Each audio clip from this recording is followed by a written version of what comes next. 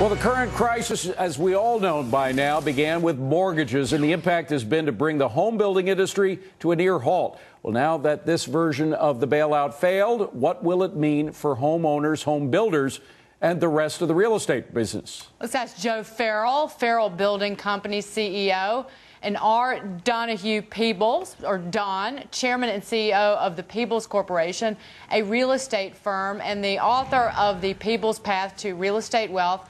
He is joining us from Miami. And Dani Babb, she is joining us from Irvine, California, here to weigh in. She is a real estate analyst par excellence. Thanks to all of you. Let's go to Don first. Don, what do you make of the failure of this? Yes, we'll call it the bailout bill today.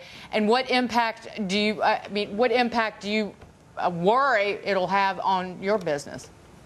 Well, you know, I look at this as a stability bill. I think the government has an obligation to step in and stabilize the financial markets, and that's what's happening. And ultimately, they're going to get something passed. Congress, within the next week, will get something passed that will be acceptable to the remaining 13 Congress people that need to vote for this.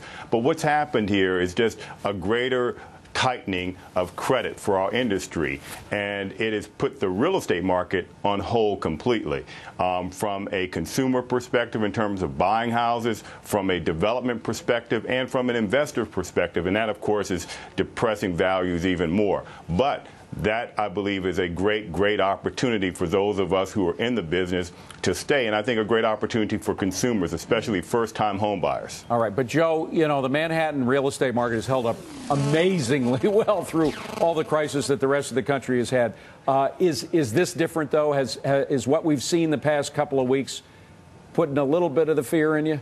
There's no question about that, and it's put the fear in our buyers. My market, which is in the Hamptons, is very much like the Manhattan market, very high-end. Thank God for the weak dollar. It's really been holding us up. The Europeans have been buying stuff. Our demand is way down, but fortunately, we don't have a lot of supply in the high-end. In the last few years, there's been just so much buying that we don't have a lot of supply. So there is a tremendous amount of fear, and people just don't have the confidence to pull the trigger on $8, $10, $12, $15 million properties. And the ones that are out there, their bids are low. Dani, I know you're not a fan of the bailout bill that was not passed by the House today, but do you worry that with the stress that you see in the housing market and even in the stock market that people completely get turned off from housing for a very long period of time, and it hurts it even more since prices down even more? Yeah, absolutely, Dagan. You know, my students have asked me two questions today. First of all, do I have to pay my mortgage if my bank goes under? And second of all, how do I get a loan? And so I called 9 banks that I'm currently doing business with, and I asked them, where's my loan? Am I on hold? Am I still in the process? 7 of the 9 said, we're not touching anything, we're not appraising anything, we're not doing anything, we are not moving forward until we know what's going to happen. Only 2 of the 9 are actually continuing forward with business. So yeah, I am actually quite concerned about that. Don, have you seen a freeze up like that?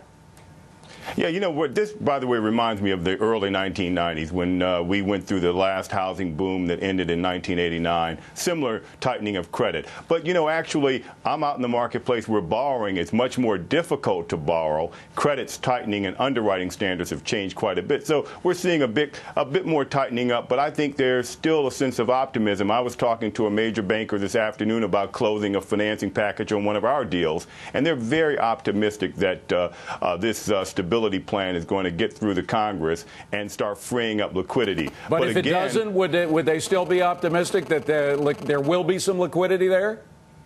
I think there will be to good projects, good borrowers. I think you're going to see the housing market, you know, still there's FHA out here to make loans. We still have Fannie Mae and Freddie Mac. And so values are going to be down, but it's a great time to buy. Think about the people who bought in 1992, 1993, 1994.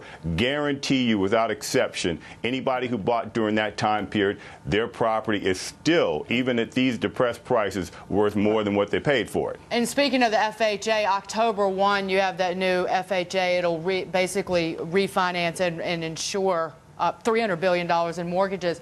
But you have to be worried with what's going on here, because I've heard from retailers around the city, other luxury goods companies, that literally business just dried up overnight.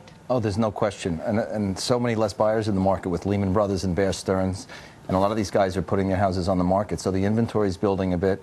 and prices are definitely coming down. How do you manage your business, though? Well, what are you doing differently knowing that grim reality is right there? We stopped buying new inventory land about 18 months ago, and we started just selling off current inventory, and we cut our inventory by 2/3. And when we do have a buyer now, we don't let them go. We make deals. So you have to give people, they have to leave you feeling like they got a bargain. How much are you cutting prices? Oh, not that much, 10%, 15%. That's all. Well, Dani, I remember hearing about some of your horror stories last week about not necessarily the fact that loans were all drying up, but those loans, those mortgages that were being given out had really onerous conditions attached to them. Explain. Yeah, first of all, there's several things. First of all, we're seeing about 640 FICO for the last 3 years has been considered decent enough to get a loan. Now we're seeing that hit 720. We're seeing the standard 20% down payment come back, which I think most of us are fine with. But when you add a declining market hit to that in certain zip codes, particularly Texas, Florida, Nevada, Arizona, and California, those 5 states, you add declining markets, you're looking at between 20 and 40% down. Big problem. Now you're getting into a lot more money, requiring 12-month reserves. I'm working out a deal with Countrywide right now, which remarkably has an outstanding program. Started last week, which has a negative margin on a 30-year fixed. Great deal. And they are requiring 12-month reserves on this jumbo. So you have to have a lot more cash in the bank. So, yeah, we are seeing, and also another big thing is a lot more upfront fees. We're seeing 1 to 3 points. Today it was a 3-point cost just to do the loan, a 5-1 arm with Countrywide. So much more money up front in the game for the borrower. Boy, of 12-month reserves and 40% down. That's a lot. That's a lot. Big. It prices a lot of people out. Joe, are you starting new projects here at all? Are we? We are in certain markets where there's not a lot of inventory. We're doing great in our $2.5 to $3 million market. There's not a lot of inventory. You know, it's the Hamptons, and there's just not a lot of product. And we have to keep going, so we just do it carefully. Joe, same question to you. Are you starting new projects at all? Don, excuse me. Go ahead. Yeah, absolutely. In fact, by the way, I own a home in the Hamptons and bought another one this past summer. I believe the Hamptons are a great buy, but we're going to announce a new project in Manhattan very shortly.